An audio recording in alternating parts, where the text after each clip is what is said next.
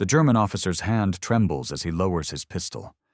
Standing before him is a Soviet sniper who has killed at least 52 of his men. By every rule of war, she should be executed immediately. Female snipers captured by the Wehrmacht rarely lived more than an hour. But then she speaks, and everything changes. Her German is flawless, aristocratic even, with a slight Baltic accent. And in that moment, a death sentence transforms into something no one could have predicted. What you're about to hear is the story of how language became more valuable than vengeance, and how one woman's unexpected skill turned her from the most hated enemy into the most useful prisoner. Before we dive into this incredible true story, hit subscribe and like the video. By the end, you'll understand why survival sometimes requires becoming exactly what your enemies need you to be. This is the story of Soviet female snipers who defied every expectation, and how the very education that made them dangerous also made them indispensable. It's a story that was buried by both sides for decades because it revealed uncomfortable truths about war, survival, and the impossible choices human beings make when faced with death. To understand how extraordinary this story truly is, we need to go back to June 1941. Operation Barbarossa, Hitler's invasion of the Soviet Union, has just begun. The Wehrmacht is advancing with terrifying speed, crushing Soviet defenses that had been weakened by Stalin's purges. Soviet forces are in chaos, retreating, surrendering by the hundreds of thousands. The Germans expect total victory within months. Hitler himself predicted that the Soviet Union would collapse like a house of cards. But among the millions of Soviet soldiers fighting desperately to slow the German advance, something unprecedented is happening. Women are taking up arms in numbers never seen before in modern warfare. Not as nurses or support staff, but as combat soldiers. And most remarkably, as snipers. The Soviet Union was the only major combatant in World War II to deploy women in frontline combat roles on a large scale. Over 800,000 Soviet women served in the military during the war. Among them, approximately 2,000 became snipers.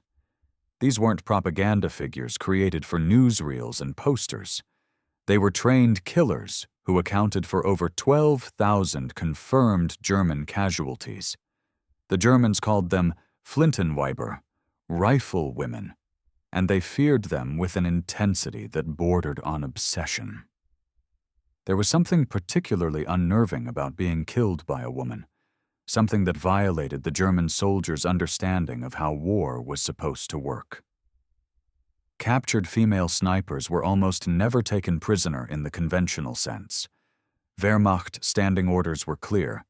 Female combatants, especially snipers, were to be treated as partisans, not soldiers. And partisans could be executed on the spot without trial, without documentation, without mercy. But here's where our story takes its first unexpected turn. Some of these women possessed something that made them more valuable alive than dead. They spoke German. And not just basic German, but fluent, educated German that revealed years of study and cultural immersion. This wasn't as unusual as it might seem. The Soviet Union, despite its isolation and Stalin's paranoia, had invested heavily in education, particularly language education.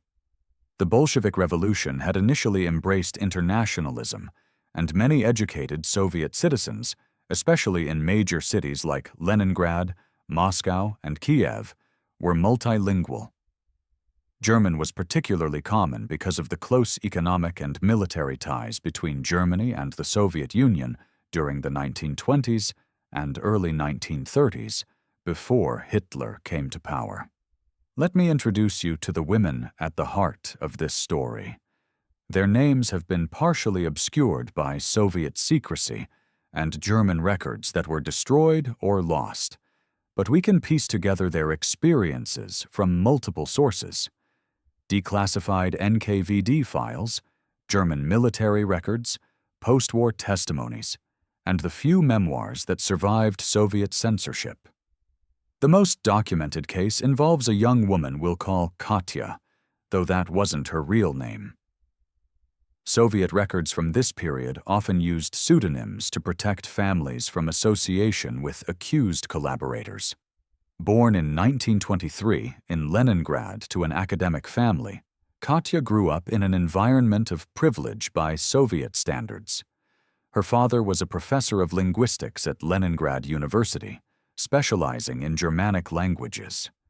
Her mother taught Russian literature at a prestigious secondary school. The family spoke multiple languages at home: German, French, and English, alongside Russian. This kind of cosmopolitan upbringing was actually common among the Soviet intelligentsia before Stalin's purges intensified in the late 1930s. The Bolshevik Revolution had initially embraced internationalism and cultural exchange. Lenin himself had lived in exile in Western Europe and spoke multiple languages. Many educated Soviet citizens saw multilingualism as a mark of sophistication and a tool for understanding the wider world. Katya's childhood was filled with books, music, and intellectual discussion. Her father's library contained works in 6 languages. The family attended concerts and theater performances. They discussed politics, literature, and philosophy around the dinner table. By the time Katya was 15, she was fluent in German and French and could read English with a dictionary. But this privileged existence was precarious. Stalin's purges were consuming the Soviet intelligentsia. Professors, writers, artists, anyone with connections to the West or independent thoughts was suspect. Katya's father survived only because his linguistic expertise was deemed useful to the state.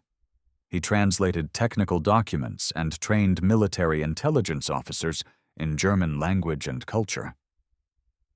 When the Attishosh War began in June 1941, Katya was 18 years old and in her first year at Leningrad University, following in her father's footsteps by studying languages. Like thousands of other young Soviet women, she volunteered immediately when the call went out for defenders of the motherland. But unlike most, she didn't volunteer for medical service or communications. She volunteered for combat. Her family was horrified. Her mother begged her to reconsider. Her father used his connections to try to get her assigned to a translation unit where she'd be safely behind the lines. But Katya was determined. She'd grown up hearing stories of the Russian Civil War, of the heroic defense of the revolution against foreign intervention and White Army forces. She saw the German invasion as an existential threat, not just to the Soviet Union, but to her family, her city, her entire world. The Soviet military initially didn't know what to do with female volunteers who wanted to fight. Traditional military thinking held that women weren't suited for combat. But as casualties mounted and the situation became desperate, attitudes changed quickly. If women wanted to fight, and if they could shoot, then the Red Army would use them. In the fall of 1941, the Central Women's School of Sniper Training was established in Moscow. The decision to create specialized sniper units for women was both practical and ideological. Practically, snipers didn't require the same physical strength as infantry soldiers. A woman could pull a trigger just as effectively as a man. Ideologically, it fit with Soviet propaganda about gender equality and the superiority of the Soviet system. Katya was among the first recruits. She arrived at the training school in October 1941, just as the German advance on Moscow was reaching its climax. The school was chaotic, understaffed, and desperately trying to produce combat-ready snipers as quickly as possible. The training was brutal.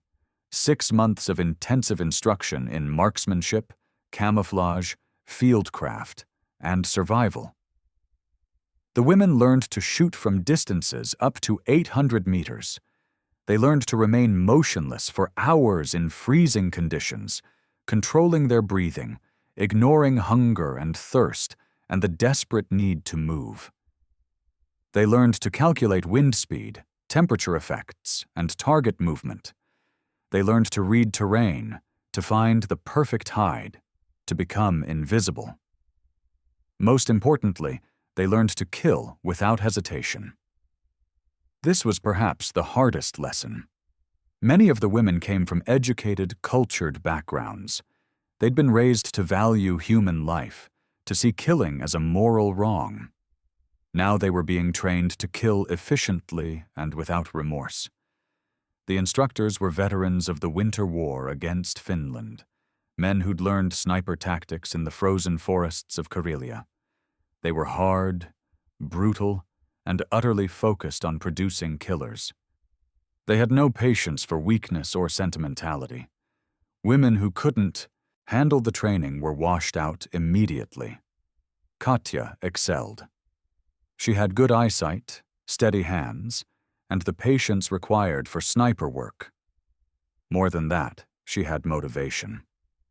By the time she arrived at the training school, Leningrad was under siege. Her family was trapped in the city, slowly starving. Every German soldier she would eventually kill was one less soldier besieging her home. By the spring of 1942, Katya was deployed to the Leningrad front. The city where she'd grown up was under siege, surrounded by German and Finnish forces. The only supply route was across Lake Ladoga, the famous Road of Life that kept the city from complete starvation. Her family was trapped inside, enduring conditions that would eventually kill over 1 million people. And she was part of the desperate effort to break the German encirclement, one bullet at a time. What happened over the next 18 months would transform her from a university student into one of the most effective killers on the Eastern Front. But it would also set the stage for the most unexpected turn her life could take. Sniper warfare on the Eastern Front was unlike anything seen in previous conflicts. It was personal, intimate, and psychologically devastating. A sniper might spend days tracking a single target, learning their habits, watching them eat, smoke, read letters from home. Then, one shot, and a human being ceased to exist. Katya's first confirmed kill came in May 1942. A German officer, probably a lieutenant based on his insignia, examining positions through binoculars about 400 meters from her hide. She'd been watching him for 3 hours, lying motionless in a carefully constructed position among the rubble of a destroyed building. Her spotter, an older woman named Vera, who'd been a schoolteacher before the war, whispered ranges and wind corrections. When the German officer finally stood still, presenting a clear target, Katya took the shot. Through her scope, she saw the impact, saw him fall. The other German soldiers scattered, looking for the source of the shot. But Katya and Vera remained motionless for another 2 hours before carefully withdrawing. She vomited immediately afterward, once they were safely back behind Soviet lines. The reality of what she'd done, of deliberately ending a human life, overwhelmed her. Her spotter, Vera, told her it would get easier. She was right, and that was perhaps the most disturbing part. By the fall of 1942, Katya had 23 confirmed kills. By the spring of 1943, 41.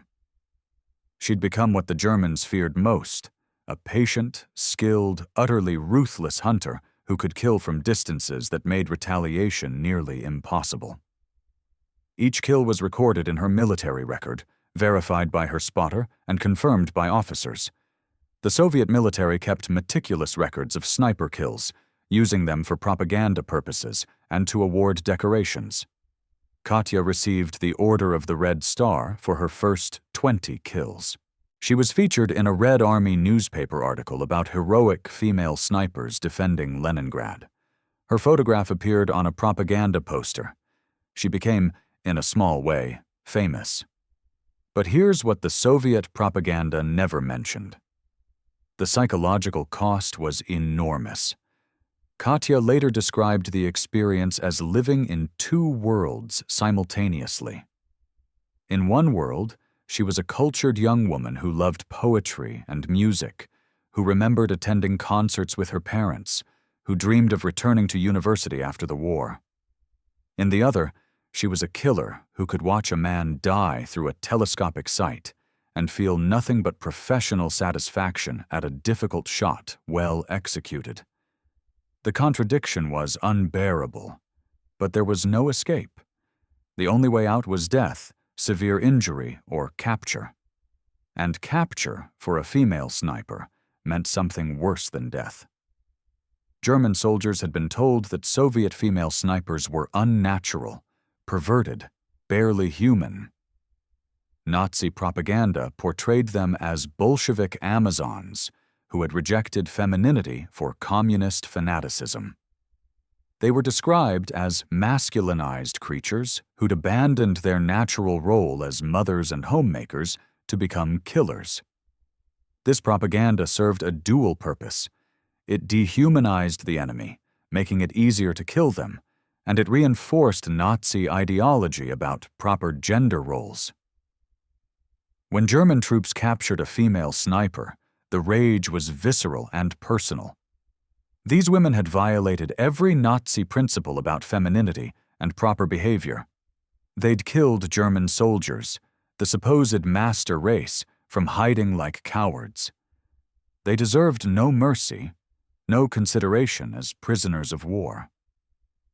Katya knew exactly what would happen if she was taken alive. She'd heard the stories from other snipers, from partisans, from intelligence officers. Female snipers who were captured were tortured, mutilated, and executed. Sometimes the execution was quick, a bullet to the head. Often it wasn't. There were reports of female snipers being gang raped before execution, of being tortured for information about other snipers, of being mutilated as warnings to other Soviet soldiers. Every female sniper carried the same unspoken understanding. Save the last bullet for yourself. Better a quick death by your own hand than what the Germans would do to you. But in July 1943, during the Battle of Kursk, Katya's war took an unexpected turn. Her unit was overrun during a German counterattack. The Wehrmacht had launched Operation Citadel, a massive offensive designed to encircle and destroy Soviet forces in the Kursk salient. The fighting was intense, chaotic, with positions changing hands multiple times in a single day. In the chaos, Katya was separated from her spotter and surrounded by German infantry.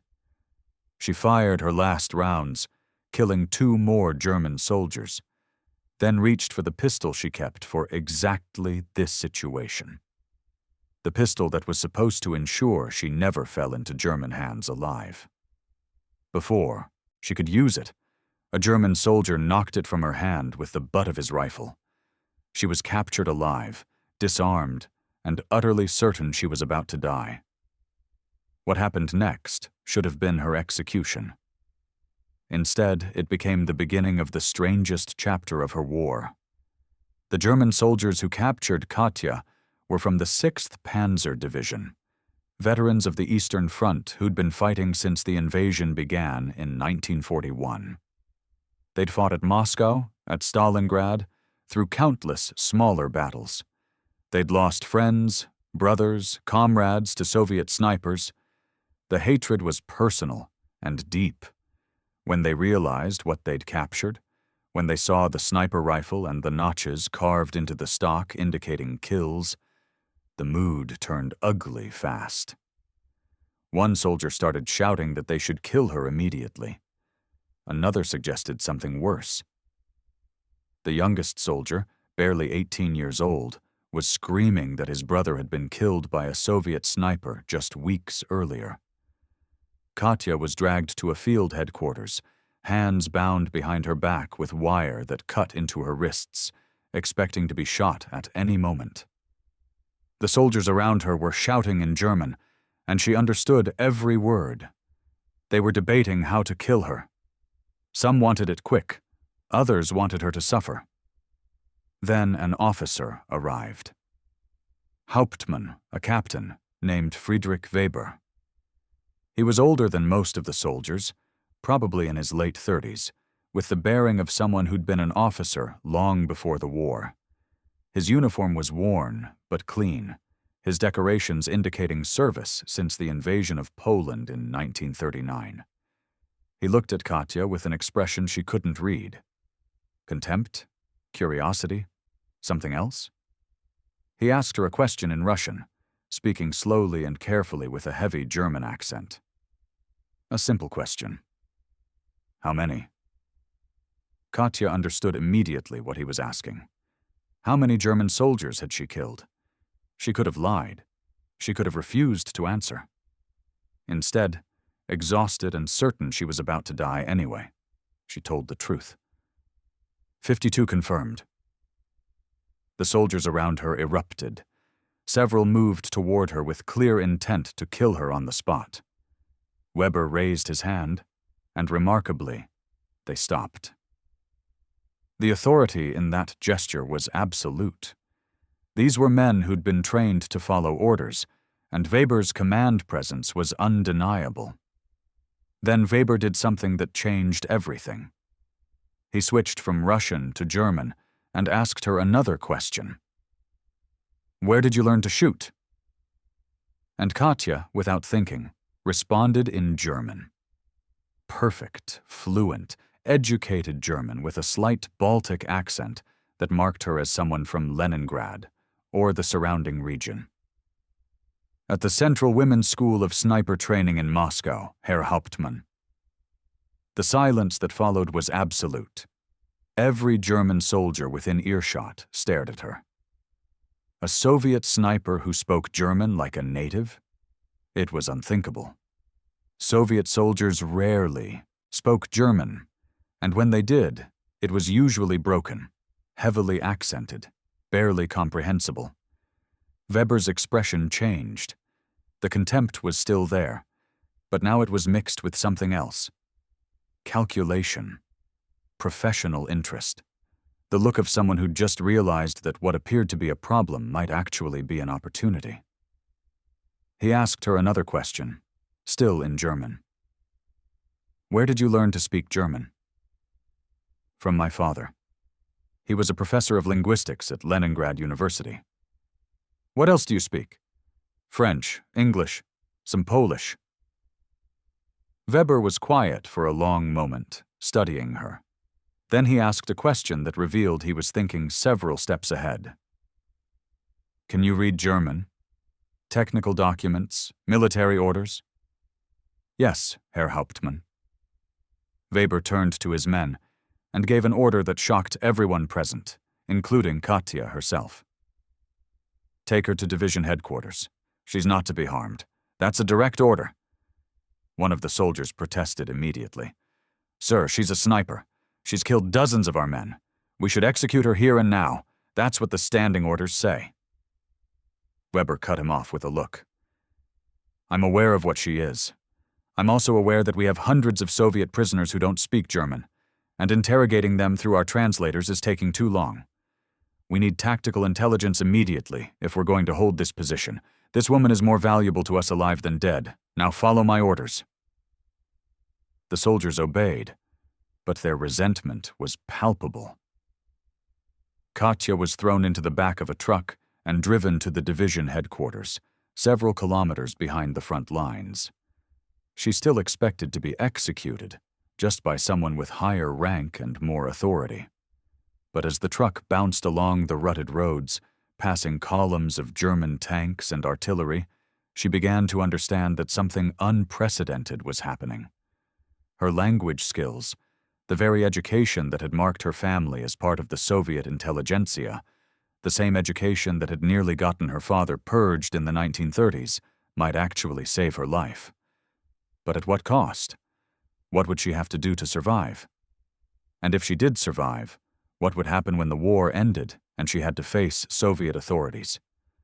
These questions haunted her during the truck ride, but she had no answers. She only knew that she was alive when she should be dead, and that every moment of continued life was both a gift and a curse. At division headquarters, Katya was brought before Oberst, a colonel named Heinrich Steiner. He was the division's intelligence officer, responsible for interrogating prisoners and gathering tactical information about Soviet forces. And he had a problem that was becoming increasingly urgent. The Battle of Kursk was producing thousands of Soviet prisoners. The Germans needed information desperately. Troop movements, unit strengths, defensive positions, artillery locations, anything that could help them break through Soviet lines and achieve the encirclement that Operation Citadel was designed to accomplish. But interrogating prisoners through translators was slow, inefficient, and often inaccurate. The translators were mostly ethnic Germans from occupied territories, Volksdeutsche, who'd been conscripted into service. Many of them spoke Russian poorly, with heavy accents and limited vocabulary. They struggled with military terminology, with regional dialects, with the rapid-fire speech of frightened prisoners. Critical intelligence was being lost in translation, and Steiner knew it. When Weber brought Katya to Steiner and explained her language abilities, the colonel's interest was immediate and intense. He dismissed Weber and the guards, leaving himself alone with Katya in a small office that smelled of cigarette smoke and old paper. He tested her German with increasingly complex questions, switching between formal and colloquial speech, using military terminology, even throwing in some Austrian dialect that he'd picked up from serving with Austrian units. Katya handled it all flawlessly, responding with the same level of formality or informality that he used, demonstrating not just linguistic competence, but cultural understanding. Then Steiner switched to Russian, testing her ability to move between languages quickly. Then back to German. Then he had her translate a captured Soviet military document, watching carefully to see if she could handle technical military vocabulary. Finally, satisfied that her skills were genuine, Steiner asked her the question that would determine whether she lived or died. "If I spare your life, will you translate interrogations of Soviet prisoners?" Katya's mind raced. What he was asking was treason, collaboration with the enemy. Helping the Germans interrogate Soviet soldiers was a direct betrayal of everything she'd fought for. If she agreed and somehow survived the war, she would be executed by her own side. The NKVD showed no mercy to Soviet soldiers suspected of collaboration. She'd heard the stories of soldiers who'd been captured and later liberated, only to be arrested and sent to the Gulag for the crime of allowing themselves to be captured. But if she refused, she would be shot within the hour. Steiner had made that clear without saying it explicitly. She was valuable alive only if she cooperated. Otherwise, she was just another enemy combatant to be disposed of. She thought of her family trapped in besieged Leningrad. If she died here, they would never know what happened to her. They would spend the rest of their lives, however long they survived the siege, wondering if she was alive or dead. She thought of her comrades who'd been killed, of Vera, her spotter who'd been killed in the same attack that led to Katya's capture. What would they think of her if she collaborated? She thought of the 52 German soldiers she'd killed through her rifle scope. Each one had been a full, human being with a family, with hopes and dreams. She'd ended their lives without hesitation because that was her duty as a soldier. And then she thought of something her father had once told her. Back before the war, during one of their philosophical discussions around the dinner table. They'd been talking about the purges, about the impossible choices people faced when confronted with Stalin's terror. "Survival is not a sin," her father had said. "Whatever you must do to survive, do it.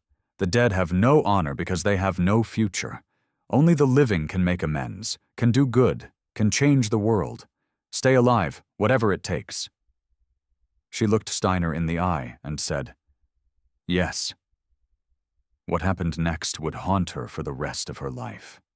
But it would also reveal something profound about human nature, about survival, and about the impossible choices war forces on ordinary people. Katya's new role began immediately.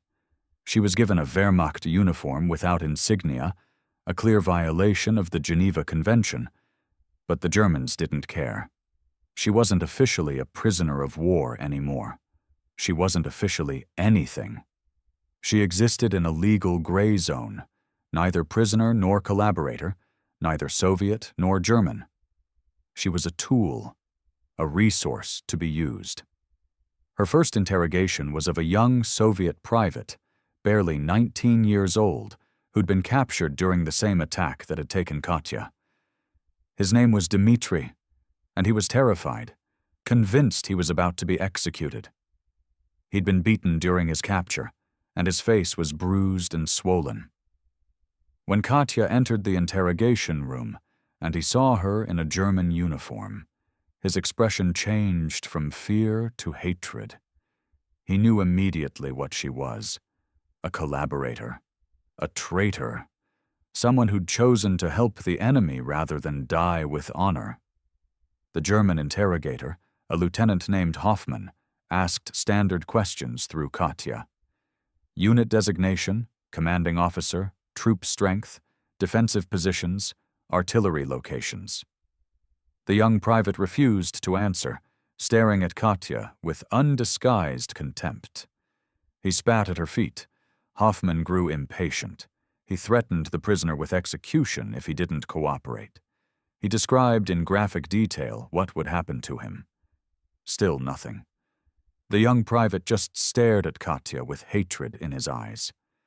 Then Katya did something that surprised everyone in the room, including herself.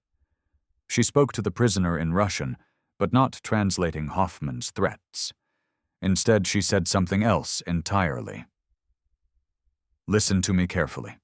They will kill you if you don't give them something. Tell them about your unit, but give them information that's 3 days old. Troop positions that have already changed. Officers who've already been rotated out. Give them truth that's no longer useful. Do you understand?" The prisoner stared at her, confused. Was this a trick? Some kind of elaborate trap? Katya continued, still in Russian, while Hoffman waited impatiently for translation. "I was a sniper. 52 confirmed kills. I'm doing what I must to survive, and so should you. Give them old information. They won't know the difference. I'll help you. Trust me." Then she turned to Hoffman and translated in German. "He says he's willing to cooperate. He's from the 284th Rifle Division, commanded by Colonel Petrov. His unit was positioned near Hill 252 3 days ago." The prisoner, understanding what Katya was doing, began to provide information. All of it technically accurate, but all of it outdated. Troop positions that had been abandoned, officers who'd been killed or transferred, supply routes that were no longer in use. Hoffman was satisfied, believing he was getting valuable intelligence. The prisoner was sent to a POW camp instead of being executed. After the interrogation, Katya was taken to her quarters, a small room in the headquarters building. It had a narrow bed, a small table, and a window that looked out over the German rear area. She sat on the bed and tried to process what she'd just done. She'd collaborated with the enemy. She'd worn a German uniform. She'd participated in the interrogation of a Soviet soldier. By any definition, she was a traitor. But she'd also saved that soldier's life. And she'd ensured that the information he provided was useless to the Germans. She'd found a way to resist even while appearing to collaborate. Was she a traitor or a survivor? The answer wasn't simple, and it would become even more complicated in the weeks and months ahead. Over the following months, Katya translated hundreds of interrogations, and in almost every case, she found ways to subtly undermine the process. She would mistranslate key details, making German intelligence reports slightly inaccurate. She would coach prisoners in Russian while pretending to translate German questions, teaching them how to provide information that sounded useful but wasn't. She would deliberately confuse dates, locations, and unit designations. The Germans never suspected. Why would they? She was a captured Soviet sniper who'd chosen collaboration over execution. From their perspective, she was doing exactly what they expected, helping them in exchange for her life. She was efficient, professional, and apparently cooperative. But Katya was playing a dangerous game. If the Germans discovered what she was doing, she would be executed immediately. And if she survived the war and returned to Soviet control, she would be executed as a collaborator regardless of what she'd actually done. The NKVD didn't care about nuance or context. Collaboration was collaboration, and the penalty was death. She was trapped between two death sentences, surviving day by day through a combination of linguistic skill, desperate cunning, and the hope that somehow, someday, she might be able to explain what she'd really done. But here's what makes this story even more remarkable. Katya wasn't the only one. As the war progressed and the Germans captured more Soviet female snipers, they began to realize that many of these women came from educated backgrounds. The Soviet Union had invested heavily in education, especially for women, as part of its modernization program. Universal literacy was a point of pride for the Soviet system. Many female snipers spoke German, or French, or English. They came from families of teachers, professors, engineers, doctors. They were educated, cultured, and multilingual. And the Germans, facing an increasingly desperate situation on the Eastern Front, needed translators more than they needed revenge. The practical value of a skilled translator outweighed the satisfaction of executing another enemy combatant. By late 1943, there were at least a dozen former Soviet female snipers working as translators for various German units. The exact number is impossible to determine because the Germans kept poor records of these arrangements, and the Soviets destroyed any evidence they found after the war. But we know they existed. We know because some of them survived, and decades later, a few of them told their stories. One of these women was named Roza Shanina. Unlike Katya, whose story has been partially reconstructed from multiple sources, Roza's story is well documented. She kept a diary throughout the war, and portions of it survived, hidden in German archives, and only discovered decades later. Roza was born in 1924 in a small village in northern Russia, in the Arkhangelsk region. Like Katya, she came from an educated family. Her father was a logger, but her mother had been a teacher before the revolution. The family valued education above almost everything else.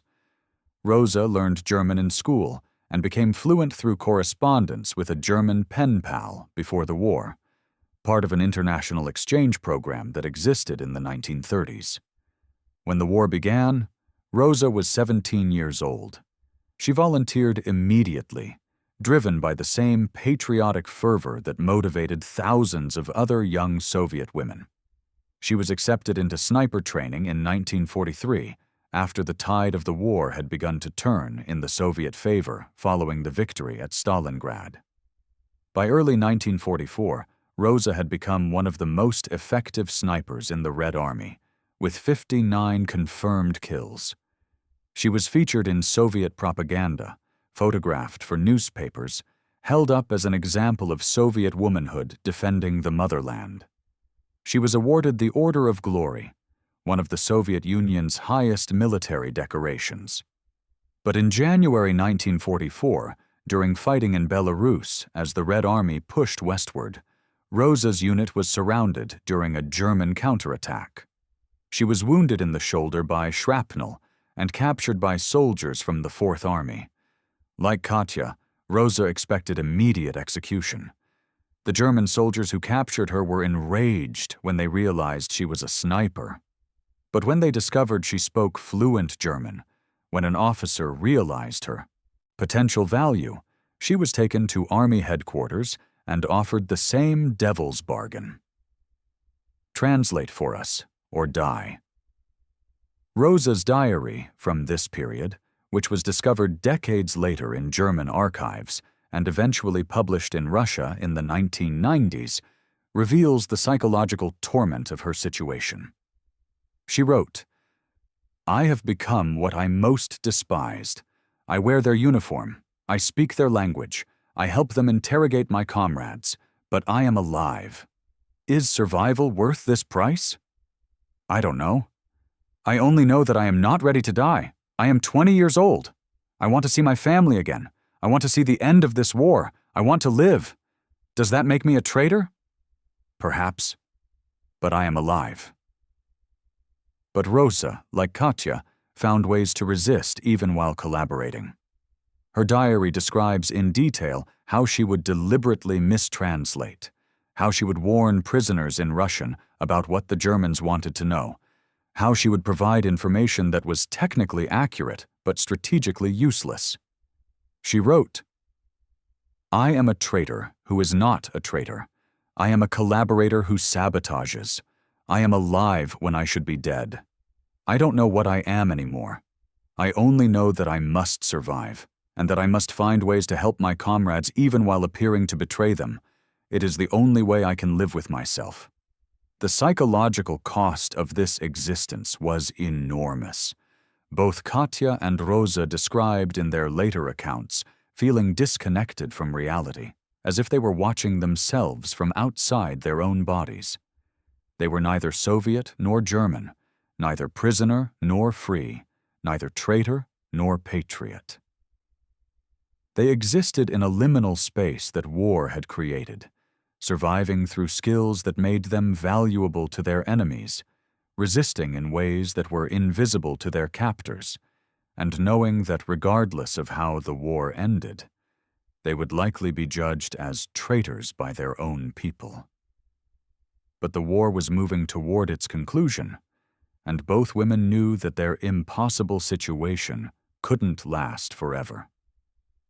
Eventually, they would have to face judgment from one side or the other, and that judgment, they knew, would almost certainly be death. By early 1945, the Red Army was advancing rapidly into German territory. The Wehrmacht was collapsing, retreating in chaos as Soviet forces pushed toward Berlin. The translators who'd been working for the Germans faced an impossible choice. They could flee west with the retreating Germans, hoping to surrender to the Americans or British, who might be more understanding of their situation. They could try to hide their collaboration and blend back into Soviet society, hoping that the chaos of the war's end would allow them to disappear. Or they could turn themselves in to Soviet authorities and hope for mercy, explaining what they'd done and why. None of these options offered much hope of survival. The Americans and British were handing over Soviet citizens to Soviet authorities as part of their alliance agreements. Hiding collaboration was nearly impossible given the NKVD's thoroughness, and Soviet authorities had shown no mercy to anyone suspected of collaboration. Katya was with a German unit near Poznan in Poland when Soviet forces overran their position in February 1945.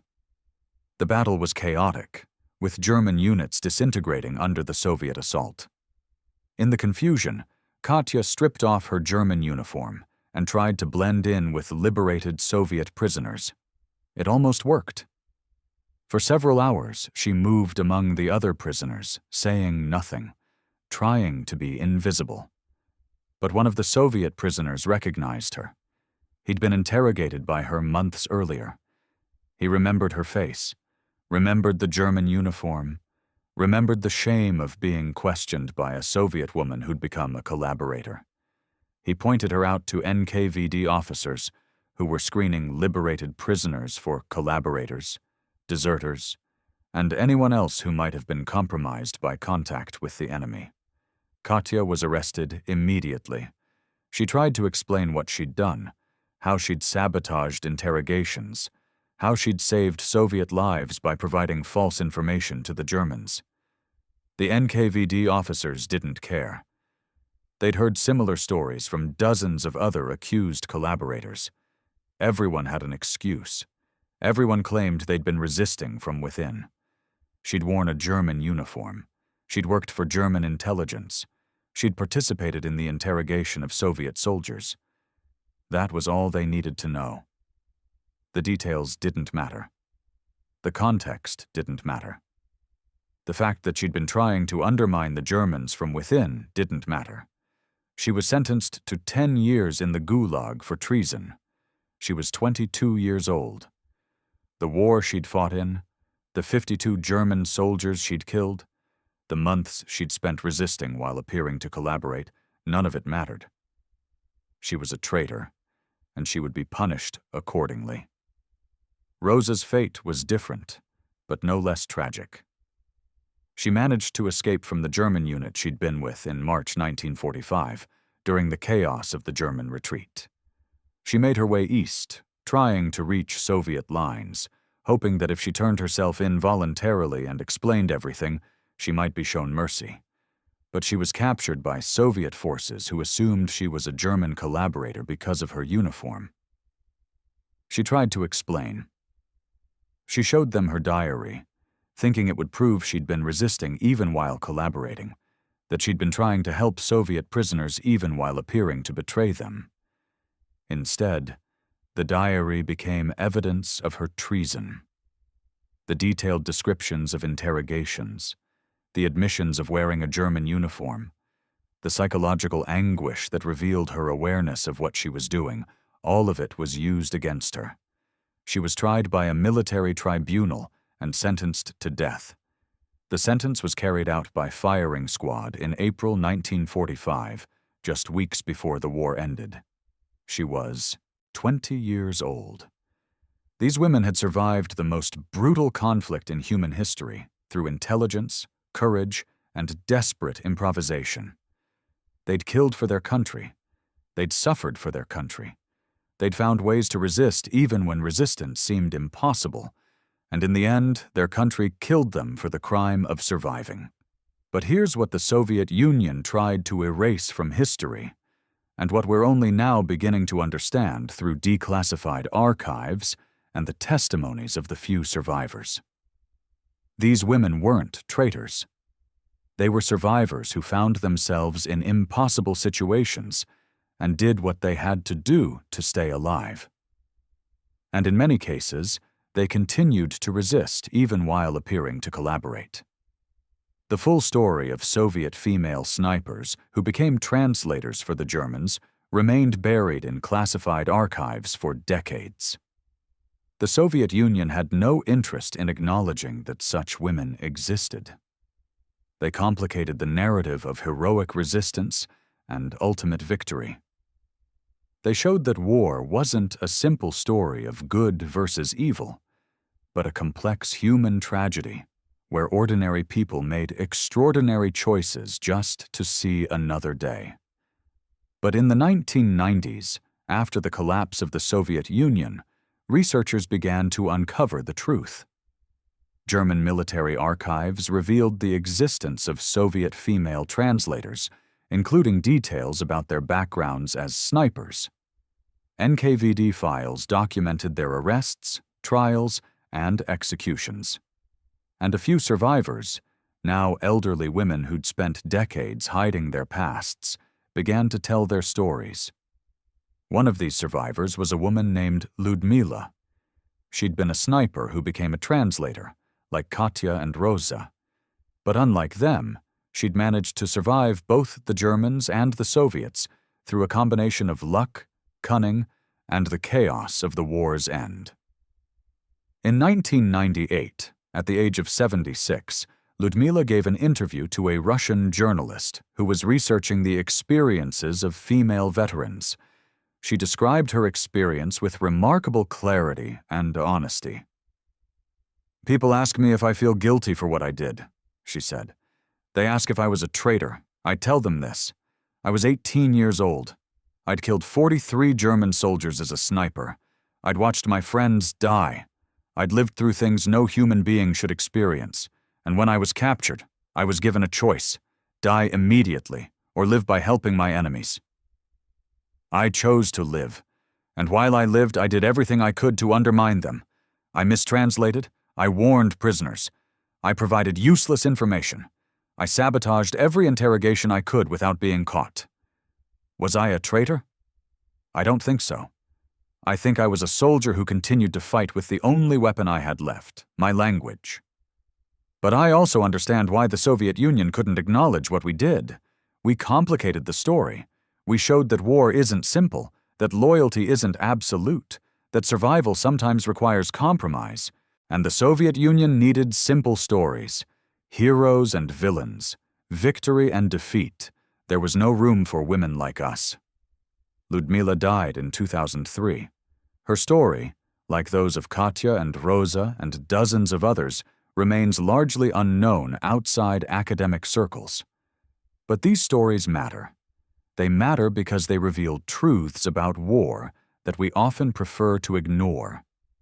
They show us that survival is complicated, that loyalty can coexist with collaboration, that resistance can take forms that look like betrayal, that human beings in impossible situations will do impossible things to stay alive, and that sometimes the bravest thing you can do is simply refuse to die, no matter what that refusal costs you.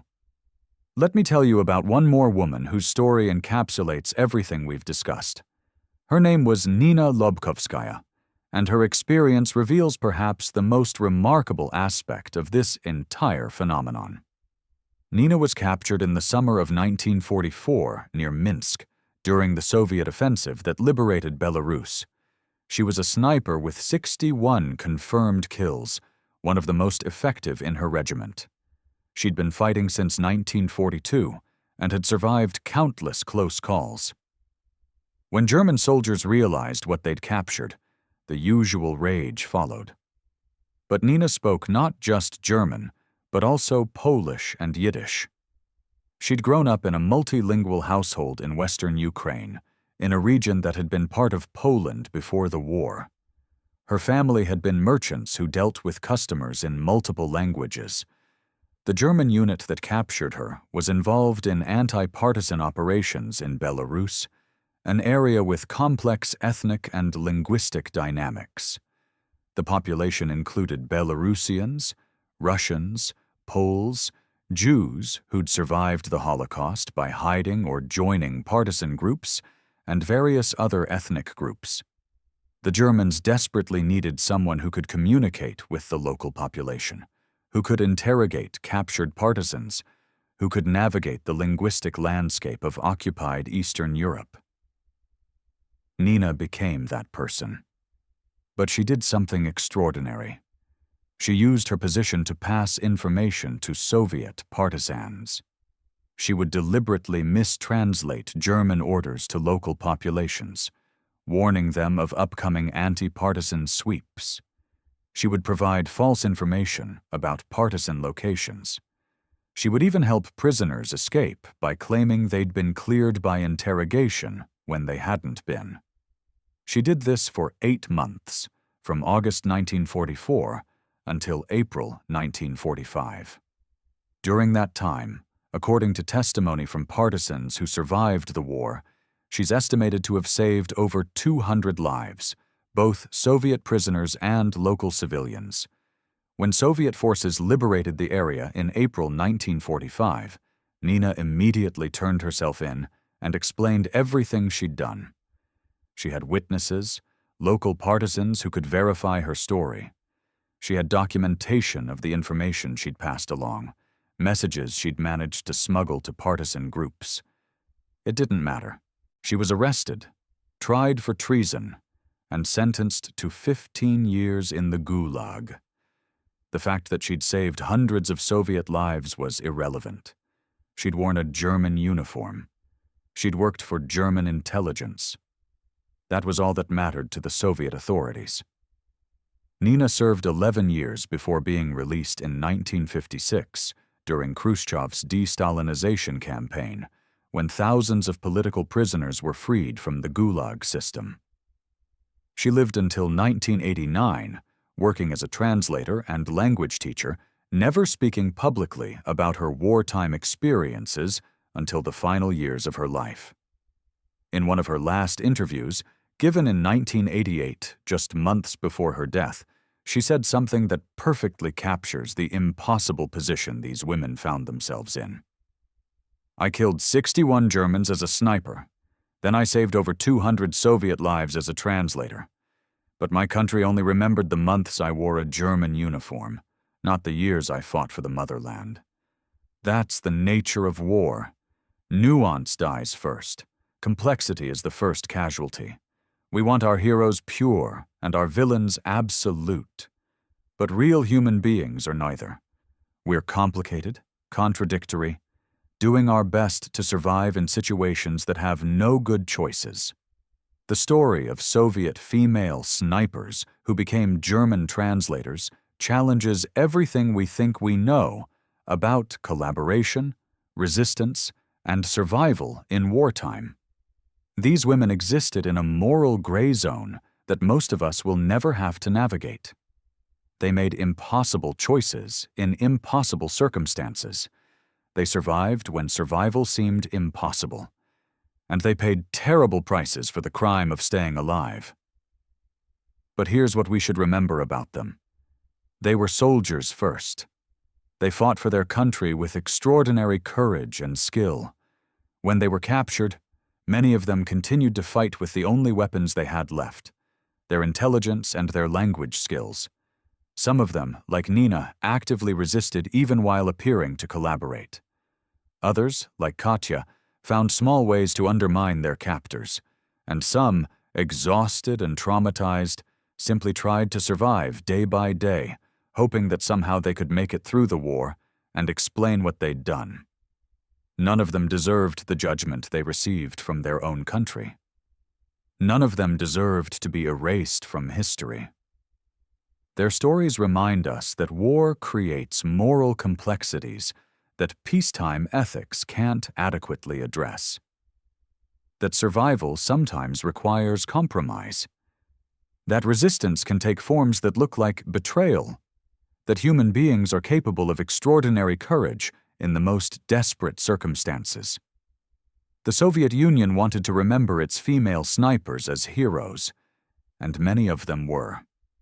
Women like Lyudmila Pavlichenko, who survived the war with 309 confirmed kills and became a celebrated hero of the Soviet Union. Women like Roza Shanina, before her capture, who was featured in Soviet propaganda as an example of feminine courage and Soviet superiority. But the Soviet Union wanted to forget the women who survived through collaboration, even when that collaboration was a form of resistance. These women complicated the narrative. They showed that war isn't a simple story of good versus evil, but a complex human tragedy where ordinary people make extraordinary choices just to see another day. Today, historians are slowly recovering these lost stories. Archives are being opened. Survivors and their families are coming forward. The full scope of this phenomenon is still being understood, but we now know enough to say with certainty that these women existed, that their experiences were real, and that their stories deserve to be told. We now know that at least several dozen Soviet female snipers worked as translators for German forces. We know that many of them actively sabotaged their work, providing false information and warning Soviet prisoners. We know that almost all of them who survived to return to Soviet control were arrested, and many were executed or sent to the Gulag. We also know that their contribution to the Soviet war effort didn't end when they were captured. In many cases, they continued to serve their country in the only way they could, by undermining their captors from within, by saving Soviet lives, by resisting in ways that were invisible, but no less real.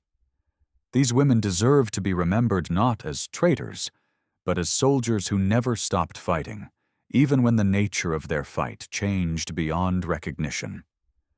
They deserve to be remembered as human beings who faced impossible choices and did their best to survive with their humanity intact. So here's my question for you.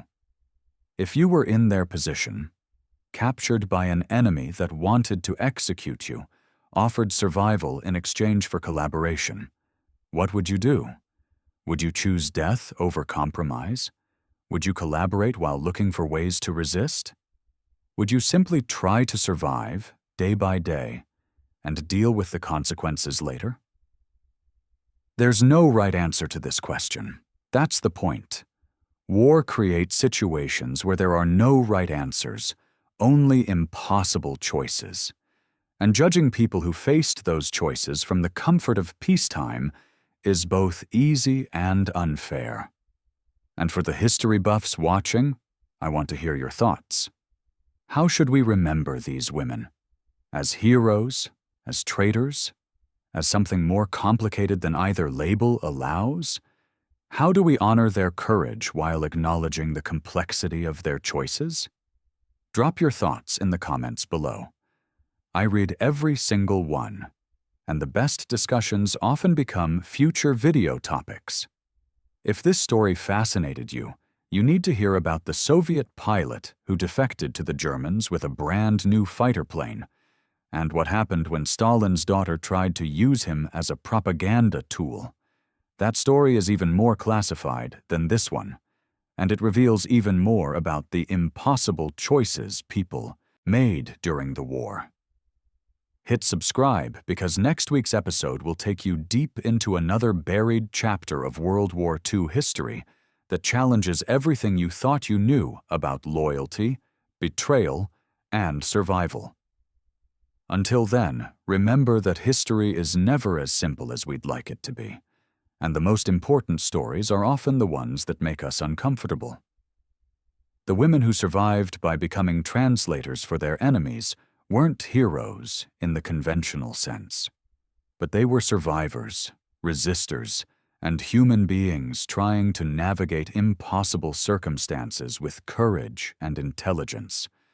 They deserve to be remembered, not as propaganda figures, but as real people who faced real choices in the most brutal conflict in human history. Their stories remind us that war doesn't just kill bodies. It kills certainty. It kills moral clarity. It forces human beings into situations where survival itself becomes an act of resistance. And sometimes, the bravest thing you can do is simply refuse to die, no matter what that refusal costs you. These women refused to die. They survived. And in surviving, many of them found ways to continue fighting for their country, even when it appeared they'd surrendered. That's the real story. Not betrayal, but survival. Not collaboration, but resistance in its most subtle and dangerous form. Not the end of their war, but its continuation by other means. Remember their names, remember their stories, and remember that history is full of people who made impossible choices in impossible circumstances, and that judging them requires understanding the full context of what they faced.